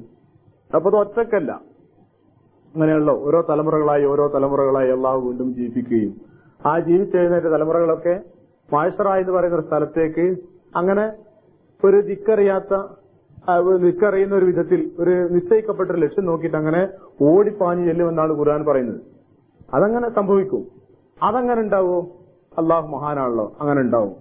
അത് നമ്മൾ കാണല്ലേ, ചില അസുഖമുള്ള ആളുകൾ രാത്രിയൊക്കെ കിടന്നതിന് ശേഷം വാതിലിലൊക്കെ സാക്ഷ്യം നീക്കിയിട്ട് അവരങ്ങനെ പോകുന്നതാണ്. അങ്ങനെ പോയിട്ട് എവിടെയൊക്കെ എത്തി ആരെങ്കിലും പിടിച്ചോണ്ടെന്ന് അല്ലെങ്കിൽ എവിടെയൊക്കെ പോയിട്ട് അപകടത്തിൽ കുടുങ്ങി എന്തെങ്കിലും ആവും. അങ്ങനത്തെ അസുഖമുള്ള ആൾക്കാരുണ്ടല്ലോ. ഇവര് പിടിച്ചുണക്കിയ ഞാനോ ഇവിടെയോ ഇതാണല്ലോ.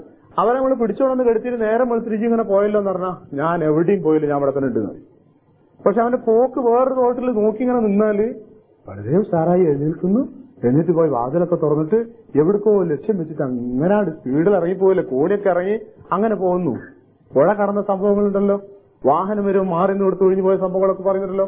ഇവിടെ അടുത്ത് ആരോട് സംഭവം പറഞ്ഞല്ലോ, അങ്ങനെ ഒരു റൂമിൽ പോയൊരു സംഭവം കഥ പറയല്ലേ.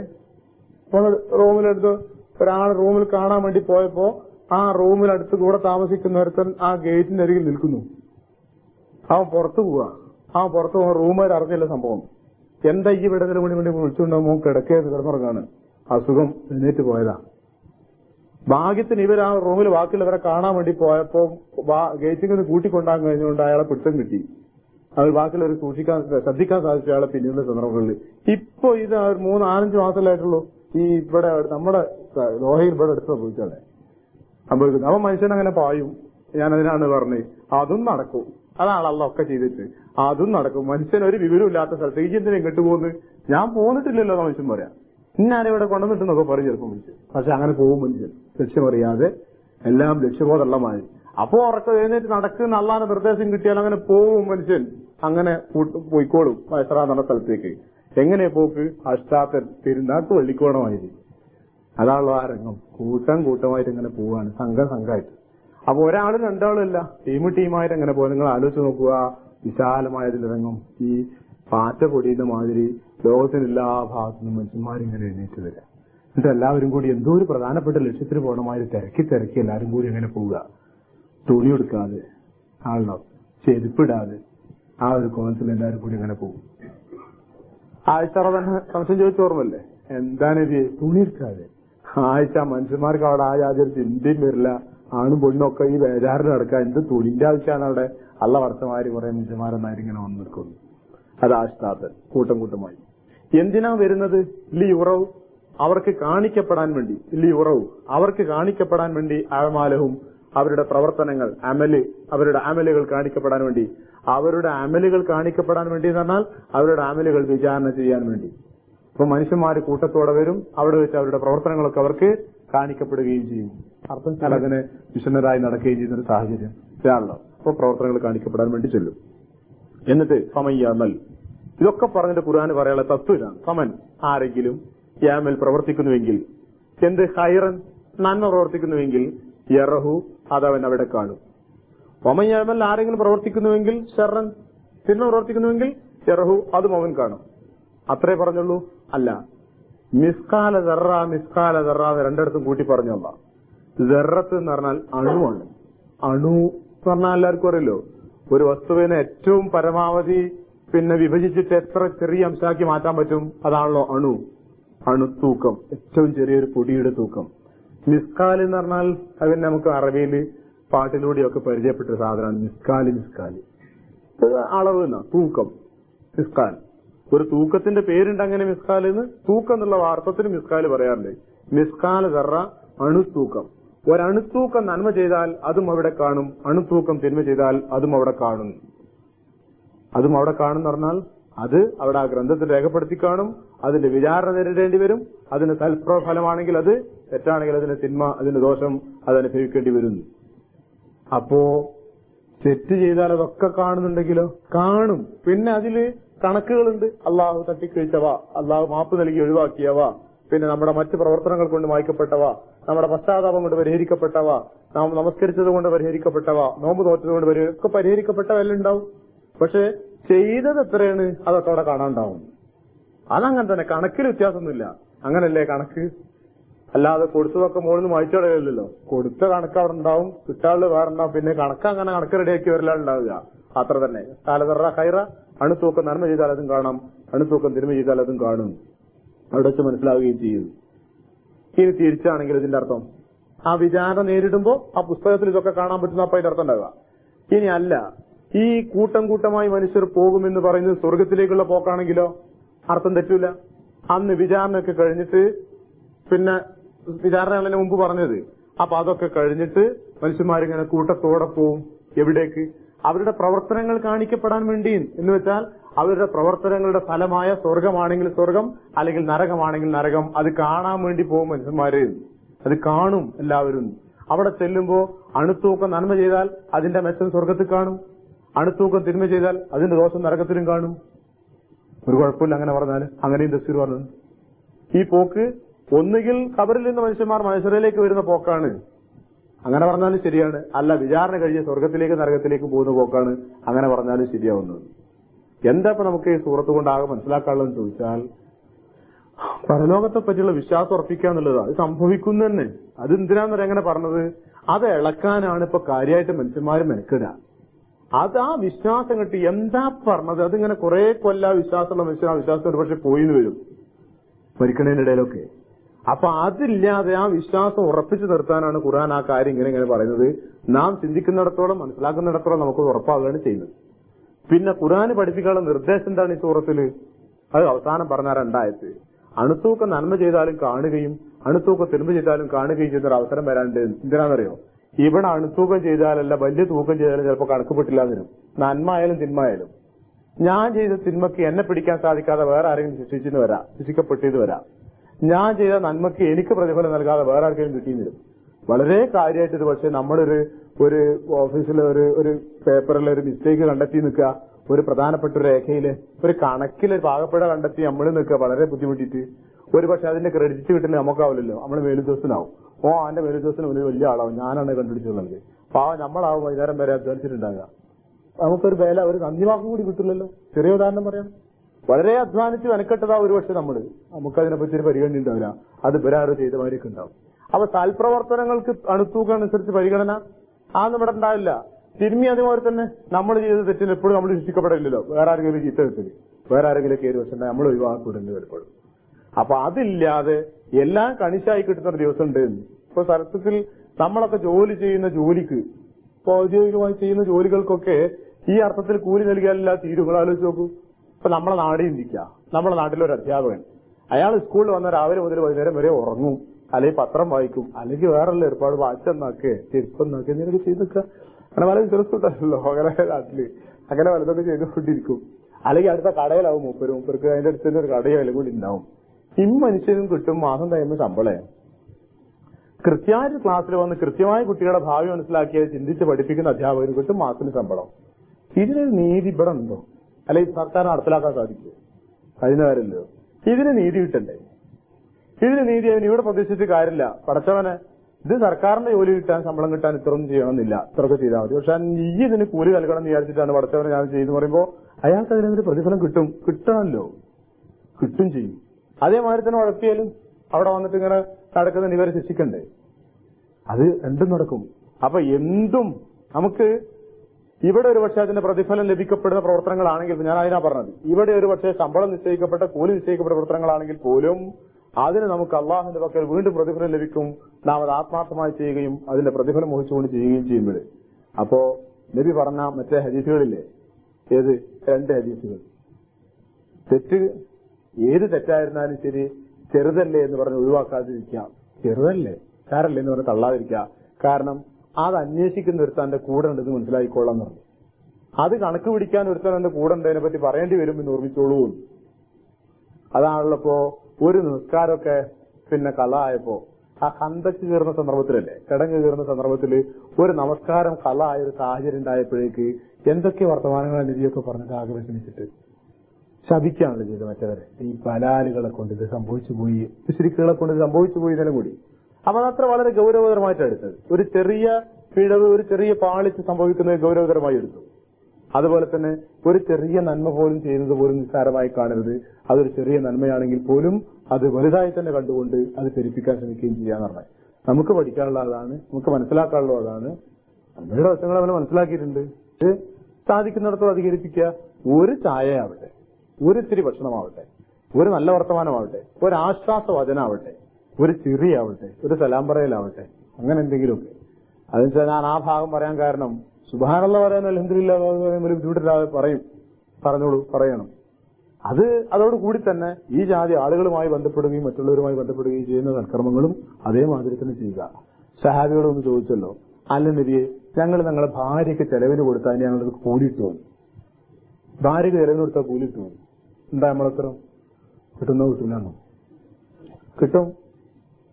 കിട്ടും. മാത്രല്ല റസൂലുള്ളാഹി എത്രതാണ് ലഭിക്കുന്ന പറഞ്ഞത്? കാരണം എന്താ പറയുക, കൊടുത്തില്ലെങ്കിൽ കുറ്റക്കാരനല്ലേ? എന്നാ കൊടുത്താനൊക്കെ കൂലിയും കിട്ടണല്ലോ. അതിന് ഒരാള് ഒരു പറഞ്ഞ ഒരേ ദീനാറുകൾ ഞാൻ പിന്നെ അള്ളാന്റെ ദീനിന്റെ മാർഗ്ഗ ദീനാറ് ചെലവാക്കുന്നു, ഇതിന് ചെലവാക്കുന്നു, ഏറ്റവും മെച്ചപ്പെട്ട ദീനാർ എന്താന്ന് ചോദിച്ചു. നീ എന്റെ ഭാര്യയ്ക്ക് ഭക്ഷണം കൊടുക്കാൻ വേണ്ടി ചെലവാക്കുന്ന ദീനാറാ മെച്ചപ്പെട്ട ദീനാറ് എന്റെ ഉത്തരത. അപ്പൊ അതുവരെ പുണ്യകരമായിട്ട് എണ്ണിയിരിക്കുന്നത് ഒരു ബാധ്യതയില്ലേ, മാനസിക ബാധ്യത ഒക്കെ അല്ലേ. പക്ഷെ പറഞ്ഞിട്ട് കാര്യമില്ല, അതുവരെ പുണ്യകരമായി എണ്ണുകയും മനസ്സിലാക്കി തരികയും ചെയ്തിരിക്കണം. അതുകൊണ്ട് ആ വശത്ത് ഒന്നും നിസ്സാരമായി കാണാതെ, ആരും നിസ്സാരമായി കാണാതെ, അതാണല്ലേ എന്താപ്പോ ഒരു വലിയ പുണ്യകർമ്മം ചെയ്താപ്പോ അതാണല്ലോ നബി സല്ലല്ലാഹു അലൈഹി വസല്ലമ കൊണ്ടുപോയിട്ട് ആ വഴിയിലെ മാലിന്യങ്ങൾ നീക്കുന്നത് പോലും ഈമാന്റെ അംശാന്ന് പറഞ്ഞൊക്കെ എന്തിനാ? അയാളൊരു വലിയ കാര്യപ്പെട്ടു, ആ കുപ്പിച്ചില്ലിപ്പോ അയാൾ എടുത്തിട്ടില്ലെങ്കിൽ ഇപ്പൊ എന്താപ്പോ? അതല്ല, അത് അയാൾ എടുത്തിട്ടല്ല, അയാൾക്ക് ആ ബോധമുണ്ട്, അതൊക്കെ കർമ്മമാണ് അയാൾ ചെയ്തത് എന്ന വികാരത്തോടുകൂടി നമ്മൾ ആ വികാരം പരസ്പരം ഉണ്ടാവുകയും പരസ്പരം നമ്മൾ ചെയ്യുകയും ചെയ്യാം. കിട്ടുന്നില്ല, അവസാനിപ്പിക്കാം, സമയമായല്ലോ. അപ്പോ അതാണ് ഈ സൂറത്തിൽ പഠിക്കാനുള്ളത്, പരലോകവും ഈ കർമ്മങ്ങളെ പറ്റിയുള്ളതും. അപ്പൊ എന്താണ് സൂറത്ത് സിൽസാൽ എന്ന് ചോദിച്ചാലുള്ള അവസാനത്തെ ഉത്തരം ലോകാവസാനത്തെ പറ്റിയും പരലോകത്തെ പറ്റിയും വിവരിക്കുന്നു എന്നാണ് ഉത്തരമുള്ളത്. പിന്നെ സിൽസാൽ എന്നുള്ള വാക്കിന്റെ അർത്ഥം വിറക്കല്, പ്രകമ്പനങ്ങളിൽ നിന്നാണ്. മലയാള പരിഭാഷ പറഞ്ഞാൽ അത്രേ ഉണ്ടാവുള്ളൂ. ഭൂമി അതിന്റെ ആ വിറപ്പിക്കപ്പെടുകയും അതിൻ്റെ ഉള്ളിലുള്ള ഭാരങ്ങളെല്ലാം പുറത്തെടുക്കുകയും ചെയ്യുമ്പോൾ മനുഷ്യൻ പറയും, എന്തു പറ്റി ഇതിന്? അന്ന് ഭൂമി അതിന്റെ വർത്തമാനങ്ങൾ പറയും, കഥകൾ പറയും, അള്ളാഹു അതിന് നിർദ്ദേശം നൽകുന്ന കാരണത്താൽ. അന്ന് മനുഷ്യരെല്ലാവരും കൂടി ഇങ്ങനെ കൂട്ടത്തോടെ പുറത്തു വരും. എന്തിനാ? അവരുടെ പ്രവർത്തനങ്ങളൊക്കെ കാണിക്കപ്പെടാൻ വേണ്ടി. ആരെങ്കിലും അണുത്തൂക്കം നന്മ ചെയ്തിട്ടുണ്ടെങ്കിൽ അതും അവിടെ കാണും, അതിന്റെ പ്രതിഫലം അവിടെ കാണും. ആരെങ്കിലും അണുത്തൂക്കം തിന്മ ചെയ്തിട്ടുണ്ടെങ്കിൽ അതും അവിടെ കാണും, അതിന്റെ ദോഷവും അവിടെ കാണും. ഇതാണ് ഈ ആയിട്ടുള്ള ആശയം. അപ്പൊ പഠിക്കാനുള്ള കാര്യങ്ങൾ ഓർമ്മിക്കുക, സ്വയം ആത്മശകലനം, ചിന്തനം, അതാണല്ലോ ഇപ്പൊ ഇതിലൊക്കെ നമുക്ക് പറയാനുള്ളത്. അതിൽ നമ്മൾ ചെയ്യുക. അള്ളാഹുവിന്റെ തൗഫീക്ക് ആ കാര്യങ്ങൾക്ക് നമുക്ക് ഉണ്ടാവാറാവട്ടെ. നന്മകളെ അധികരിപ്പിക്കാനും തെറ്റുകളിൽ നിന്ന് വിട്ടുനിൽക്കാനുള്ള തൗഫീക്കും അള്ളാഹു നമുക്ക് അവർക്ക് പ്രദാനം ചെയ്യുകയും ചെയ്യുമാറാവട്ടെ. اللهم اعز الاسلام والمسلمين واذل الشرك والمشركين اللهم الف بين قلوب المؤمنين ربنا آتنا في الدنيا حسنة وفي الآخرة حسنة وقنا عذاب النار آمين برحمتك يا ارحم الراحمين.